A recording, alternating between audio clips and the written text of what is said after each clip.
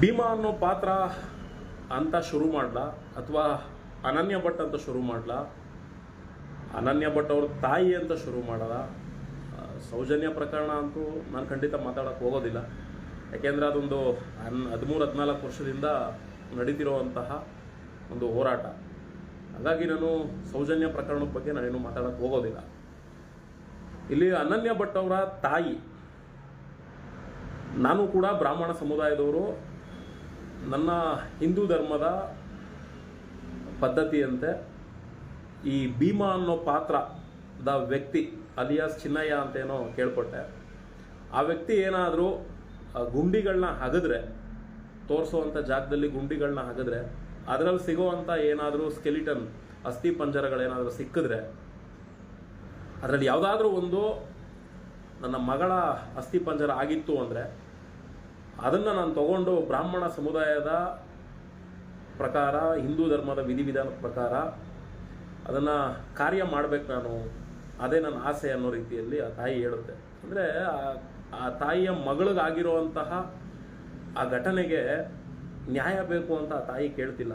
ಅದ್ರ ಸಂಬಂಧ ಆ ತಾಯಿ ಮಾತಾಡುತ್ತೆ, ನನಗೆ ಯಾರೂ ಸಪೋರ್ಟಿವ್ ಆಗಿಲ್ಲ, ಇವ್ರನ್ನ ನಮ್ಮ ಕೈಯಲ್ಲಿ ಏನೂ ಮಾಡೋಕ್ಕಾಗಲ್ಲ, ನಮ್ಮ ಕೈಯಲ್ಲಿ ಎದುರಿಸುವಂಥ ಶಕ್ತಿನೂ ಕೂಡ ಇಲ್ಲ, ನಮ್ಗೆ ಯಾರೂ ಸಪೋರ್ಟ್ ಇಲ್ಲ ಅನ್ನೋ ಒಂದು ಮಾತನ್ನು ಮಾತಾಡ್ತಾರೆ ಆ ತಾಯಿ. ಎಲ್ಲೋ ಒಂದು ಕಡೆ ಆ ವಿಡಿಯೋ ನೋಡಿದಾಗ ಎಂಥವ್ರಿಗೆ ಆದರೂ ಸರಿ ಒಂದು ಕ್ಷಣ ಆ ತಾಯಿ ಪರವಾಗಿ ಮಾತಾಡ್ಬಿಡೋಣ ಇರಪ್ಪ ಅನ್ನೋ ಒಂದು ಮನಸ್ಥಿತಿ ಎಂಥ ಕಲ್ವೃದ್ಧಿಯ ಇರೋವಂಥವ್ರಿಗೂ ಕೂಡ ಬಂದೇ ಬರ್ತದೆ. ಆಗ ಆ ವಿಡಿಯೋ ನೋಡಿದ ಮೇಲೆ ಈ ಒಂದು ವಿಚಾರನ ಮಾತಾಡಲೇಬೇಕು ಅನ್ನೋ ಥರ ನಮ್ಗೆ ಅನಿಸಿದ್ದು. ಯಾಕೆಂದರೆ ಮಾನವೀಯತೆ ದೃಷ್ಟಿಯಿಂದ ಒಂದು ಸಬ್ಜೆಕ್ಟನ್ನು ನಾವು ತೊಗೊಂಡು ಮಾತಾಡಿರುವಂಥದ್ದು.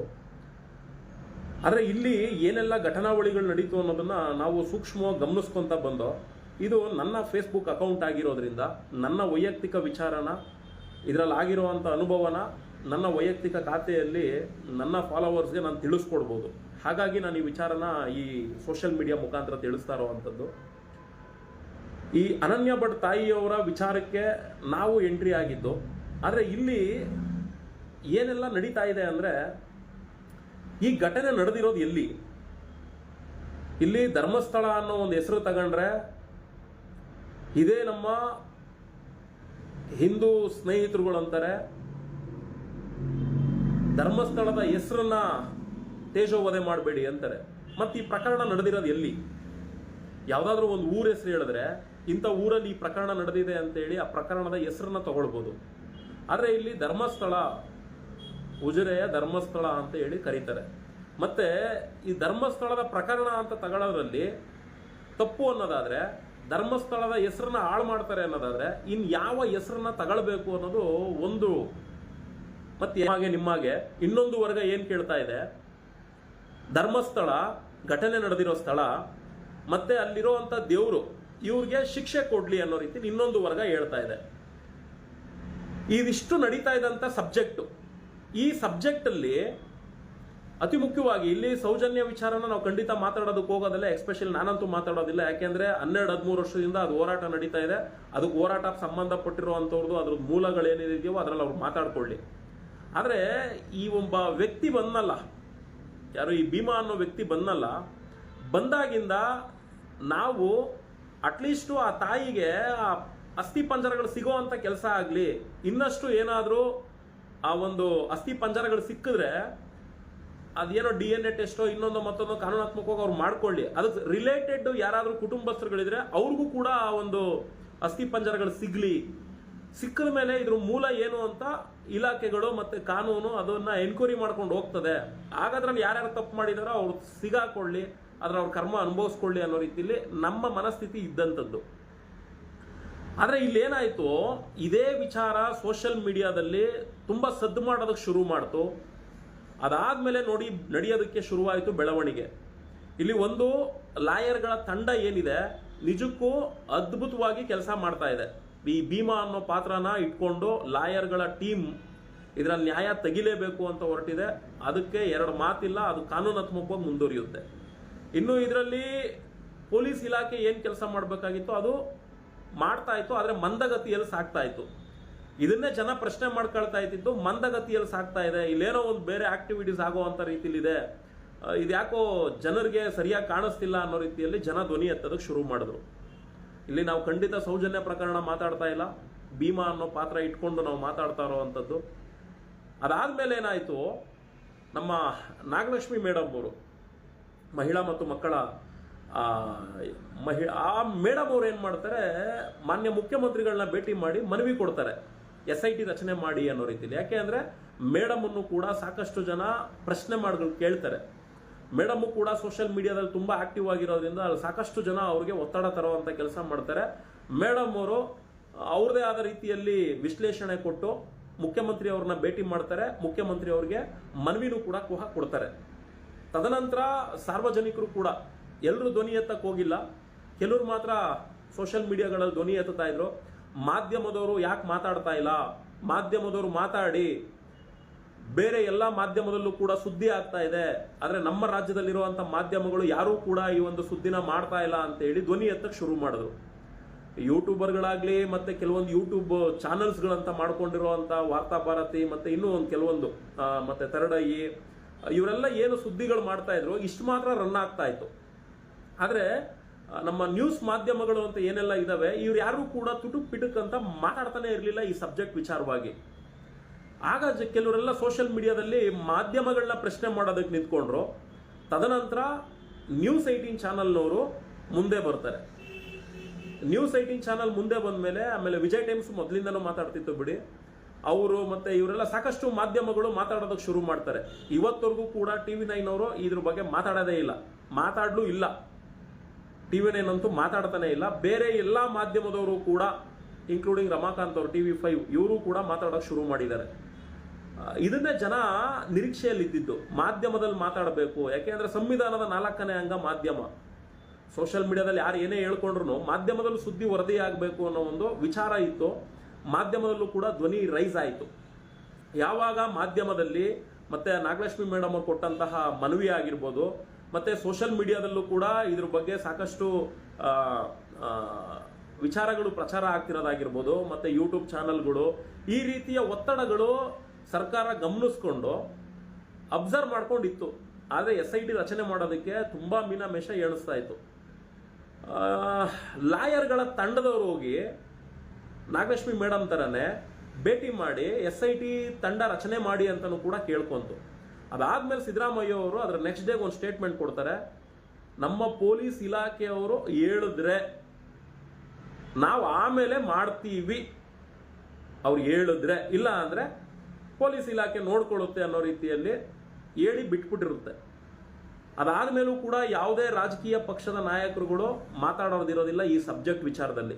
ಅದರಲ್ಲಿ ಒಬ್ಬರು CT ರವಿ ಅವ್ರು ಮಾತಾಡ್ತಾರೆ, ನಡೆದಾಡೋ ದೇವರು ಅದು ಇದು ಅಂದ್ಕೊಂಡು, ಅದೇನೋ ಅವ್ರವರು ಬಿಟ್ಟಿದ್ದದು. ನಡೆದಾಡೋರು, ಕೂತ್ಕೊಳ್ಳೋರು, ನಿಂತ್ಕೊಳ್ಳೋರು ಅದು ಅವರು ಬಿಟ್ಟಿದ್ದು. ಯಾಕೆಂದರೆ ನಮಗೆ ಗೊತ್ತಿರೋದು ನಡೆದಾಡೋ ದೇವರು ಒಬ್ಬರೇ, ಶಿವಕುಮಾರ್ ಸ್ವಾಮೀಜಿ ಅವರು.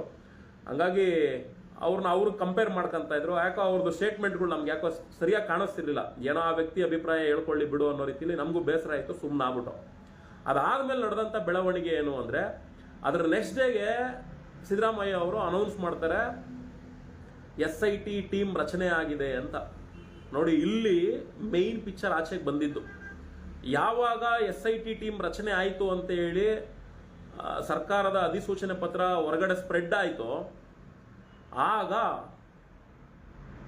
ಆ SIT ಟೀಮ್ ರಚನೆ ಪತ್ರದಲ್ಲೂ ಕೂಡ ಒಂದು ಅಂಶ ಬರೆದಿತ್ತು, ನಮ್ಮ ನಾಗಲಕ್ಷ್ಮಿ ಮೇಡಮ್ ಅವ್ರು ಕೊಟ್ಟಂತಹ ಮನವಿನೂ ಕೂಡ ಅಂತ ಅದರಲ್ಲಿ ಮೆನ್ಷನ್ ಆಗಿತ್ತು ವಿಷಯದಲ್ಲಿ. ಮತ್ತು ಅದಾದಮೇಲೆ ಪೊಲೀಸ್ ಇಲಾಖೆದು ಏನೋ ಒಂದು ನಂಬರ್ಗಳನ್ನ ಹಾಕಿ ಅದನ್ನು ಕೂಡ ಮೆನ್ಷನ್ ಮಾಡಿದರು. ಇದ್ರ ಬೇಸ್ ಮೇಲೆ ನಾವು SIT ಟೀಮ್ ರಚನೆ ಮಾಡಿದ್ದೀವಿ ಅನ್ನೋ ರೀತಿಯಲ್ಲಿ ಒಂದಷ್ಟು ವಿಚಾರಗಳನ್ನ ಬರೆದು ಅಧಿಸೂಚನೆನ ಹೊರಡಿಸ್ತು. ಇದಾದಮೇಲೆ SIT ಅಧಿಕಾರಿಗಳು ಅವರು ಅಲ್ಲಿ ಹೋಗೋದು ಬಿಡೋದು ಅದೇನೋ ಚರ್ಚೆಗಳು ನಡೀತಾ ಇತ್ತು. ಇರಲಿ, ಅದಕ್ಕೆ ಸಂಬಂಧಪಟ್ಟರು ಹೋಗಲೇಬೇಕು. SIT ಟೀಮ್ ತಂಡ ರಚನೆ ಆದಮೇಲೆ ಒಬ್ಬರಲ್ಲ ಒಬ್ಬರು ಅಧಿಕಾರಿಗಳು ಅದರಲ್ಲಿ ನೇಮಕ ಆಗೇ ಆಗ್ತಾರೆ. ಅದರಲ್ಲಿ ಏನು ಕೆಲಸಗಳು ಸಾಗಬೇಕು ಅದಾಗೋ ಅಂಥ ಕೆಲಸ ಆಗ್ತದೆ ಅಂದ್ಕೊಂಡು ನಾವು ಕೂಡ ಅಬ್ಸರ್ವ್ ಮಾಡಿಕೊಂಡೇ ಇದ್ದಿದ್ದು. ಆದರೆ SIT ಟೀಮ್ ರಚನೆ ಆದಮೇಲೆ ಆಗ ನೋಡಿ ಆಚೆಗೆ ಬರೋದಕ್ಕೆ ಶುರುವಾಯಿತು ರಾಜಕೀಯ. ಯಾಕೆ ಅಂದರೆ ಇಲ್ಲಿ ಆರ್ ಅಶೋಕ್ ಅವರು ವಿರೋಧ ಪಕ್ಷದ ನಾಯಕರು ಅಂತ ಹೇಳ್ತಾರೆ.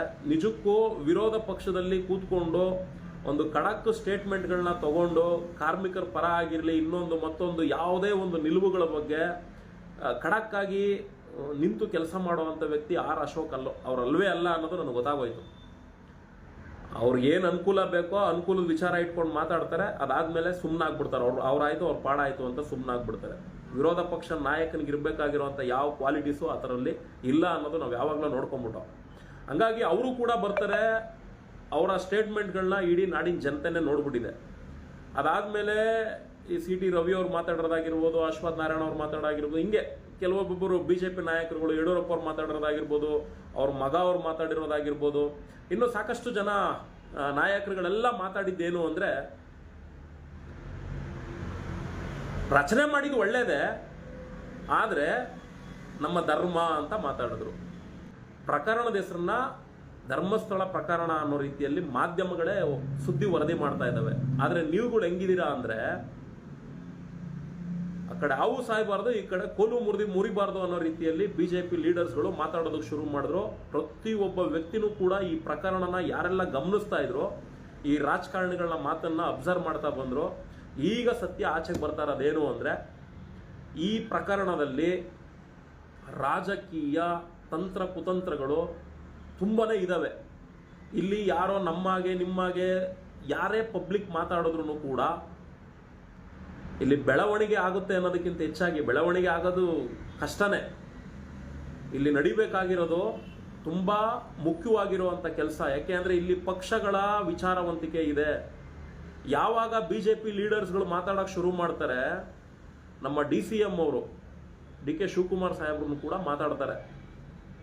ಆಯ್ತ್ರಪ್ಪ, ಒತ್ತಡ ಇತ್ತು, ನಾವು SIT ತಂಡ ರಚನೆ ಮಾಡಿದ್ದೀವಿ, ಆಯಿತು, ಈಗ ನಾವು ಈ ಪ್ರಕರಣ ಹೆಂಗೆ ಮಾಡ್ಬೇಕು ನೀವೇ ಹೇಳ್ರಯ್ಯ, ನಮ್ಮ ಸ್ಥಾನದಲ್ಲಿ ನೀವಿದ್ರು ನೀವೇನು ಮಾಡ್ತಿದ್ರಿ ನೀವೇ ಹೇಳ್ರಯ್ಯ ಅನ್ನೋ ರೀತಿಯಲ್ಲಿ DK ಸಾಹೇಬ್ರು ಮಾತಾಡ್ತಾರೆ. ಅಂದರೆ ಇವರಲ್ಲೂ ಒಂದು ಸ್ಟ್ರೆಂತ್ ಇಲ್ಲ. ಹೌದು, ನಾವು ಮಾಡಿದ್ದೀವಿ, ಇದು ಏನಿದು, ಈ ಪ್ರಕರಣ ಏನು, ಬಂದಿರೋದೇನು, ಎಲ್ಲ ಆಗಲಿ ಬಿಡಿ, ಕಾನೂನಾತ್ಮಕವಾಗಿ ಆಗಲಿ ಬಿಡ್ರಿ ಅನ್ನೋ ರೀತಿಯಲ್ಲಿ ಆ ರೀತಿಯ ಖಡಕ್ ಸ್ಟೇಟ್ಮೆಂಟ್ ಕೊಡೋವಂಥ ಮಾತುಗಳನ್ನ ಅವರ ಬಾಯಲ್ಲಿ ನಾವು ಬಂದಿರೋವಂಥದ್ದನ್ನ ನೋಡಲೇ ಇಲ್ಲ.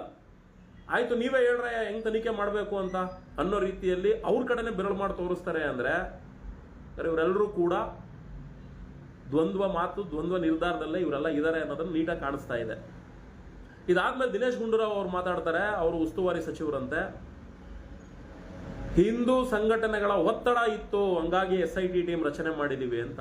ಎಲ್ಲಿ ಆದೇಶದ ಪತ್ರದಲ್ಲಿ, CM ಸಿದ್ದರಾಮಯ್ಯ ಅವರು ಹೊರಡಿಸಿರುವಂಥ ಆದೇಶದ ಪತ್ರದಲ್ಲಿ ದಿನೇಶ್ ಗುಂಡೂರಾವ್ ಅವರು ಕೊಟ್ಟಂತ ಸ್ಟೇಟ್ಮೆಂಟ್ದು ಒಂದೇ ಒಂದು ಅಂಶನೂ ಕೂಡ ಅಲ್ಲಿ ಕಾಣಿಸ್ತಾ ಇಲ್ಲ.